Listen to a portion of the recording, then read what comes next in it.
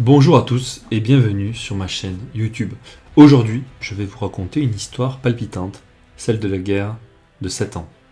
Comme dans un film, nous allons suivre les péripéties et les rebondissements de cette guerre qui a duré de 1756 à 1763. Vous êtes prêts? Alors, installez-vous confortablement et laissez-vous embarquer dans ce voyage au cœur de l'histoire. C'est parti. Donc on va débuter avec l'acte 1, le contexte et les préparatifs. En 1756, l'Europe est en ébullition. Les grandes puissances se disputent la domination du monde et la France, dirigée par le roi Louis XV, compte bien défendre ses intérêts. Son empire colonial s'étend sur l'Amérique du Nord, les Antilles et l'Inde.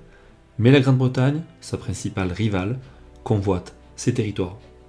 Les premières tensions apparaissent en Amérique du Nord, où Français et Britanniques se disputent le contrôle de l'Ohio.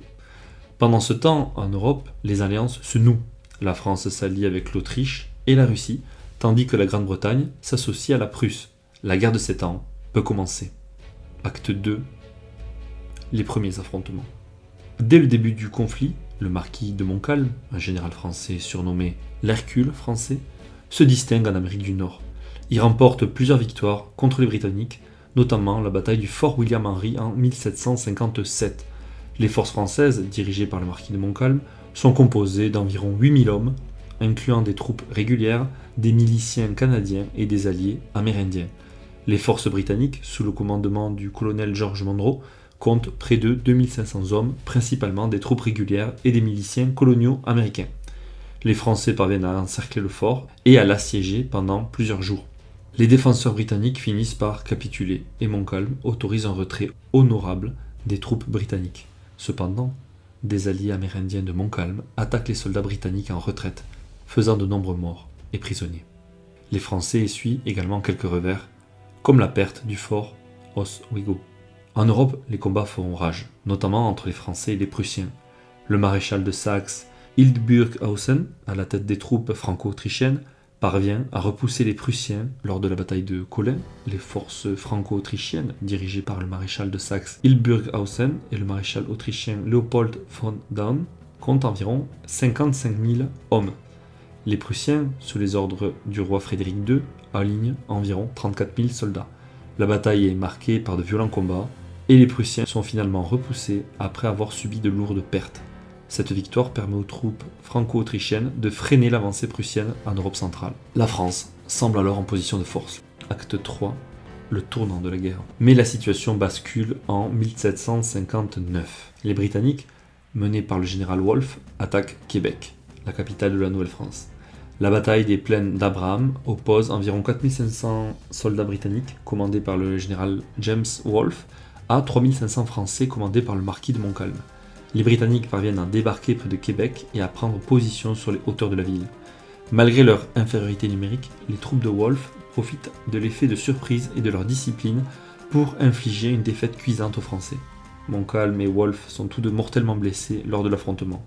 La France perd ainsi un point stratégique essentiel en Amérique du Nord. En Europe, la France et la Saxe affrontent les forces anglo-prussiennes à la bataille de Minden. Elle met aux prises environ 41 000 soldats franco-saxons, commandés par le maréchal de Contades, à 32 000 soldats anglo-prussiens, dirigés par le duc de Brunswick. Les forces françaises, en supériorité numérique, tentent de prendre à revers les troupes anglo-prussiennes, mais échouent à cause de leur manque de coordination et de la résistance acharnée de leurs adversaires. Les pertes sont sévères des deux côtés, mais les troupes franco-saxonnes sont finalement contraintes de battre en retraite. Puis, advient la désastreuse bataille de Rossbach contre les Prussiens, qui met à mal la réputation et la puissance militaire française. La situation semble de plus en plus compromise. Petite anecdote par rapport à la bataille de Rossbach. La bataille de Rossbach, qui a eu lieu le 5 novembre 1757, oppose les troupes françaises et celles du Saint-Empire romain germanique, alliées sous le commandement du prince de Soubise et du prince Joseph Friedrich von Sachsen-Hildburghausen, à l'armée prussienne dirigée par le roi Frédéric II.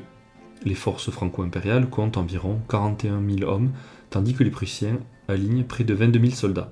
Malgré leur supériorité numérique, les troupes franco-impériales sont incapables de bien coordonner leurs mouvements et de prendre l'initiative. Frédéric II, profitant de cette faiblesse, lance une contre-attaque surprise et rapide qui écrase complètement l'armée alliée en seulement 90 minutes. La bataille de Rosbach est considérée comme l'un des plus grands désastres militaires de l'histoire de France, et elle est une victoire brillante pour la Prusse de Frédéric II. Acte 4. Les corsaires et la guerre des petits paquets. Pendant ce temps, en mer, les corsaires français, comme le célèbre Robert Surcouf, multiplient les raids contre les navires britanniques. Surnommée la guerre des petits paquets, cette stratégie de harcèlement maritime porte ses fruits et affaiblit la marine britannique. Mais la Royal Navy parvient tout de même à remporter une victoire décisive à la bataille navale de Quiberon Bay en 1759, anéantissant les espoirs français de débarquer en Grande-Bretagne. Petite anecdote concernant Robert Surcouf, il était l'un des corsaires français les plus redoutés de son époque. Il était surnommé le roi des corsaires et a capturé plus de 40 navires britanniques au cours de la guerre de 7 ans. Son audace et sa bravoure sont devenus légendaires et ses exploits devraient être célébrés encore aujourd'hui en France, mais ils ne sont plus malheureusement. Acte 5, l'Inde, un enjeu majeur. Sur le continent asiatique, la guerre de 7 ans prend également une tournure dramatique pour la France. La Compagnie française des Indes orientales, dirigée par Joseph-François Dupleix et plus tard par le comte de Lally Tollendal, se bat farouchement contre la Compagnie britannique des Indes orientales pour le contrôle des territoires indiens. Malgré une résistance acharnée, les Français sont contraints d'abandonner plusieurs de leurs comptoirs et la ville de Pondichéry est assiégée en 1761. Acte 6, le dénouement. En 1762, la guerre s'étend aux Antilles, où la France perd la Martinique et la Guadeloupe, avant de les récupérer lors des négociations de paix. Pendant ce temps, l'Espagne, alliée de la France, subit également des revers et perd la Floride au profit de la Grande-Bretagne. Après des années de combats acharnés, les belligérants sont épuisés.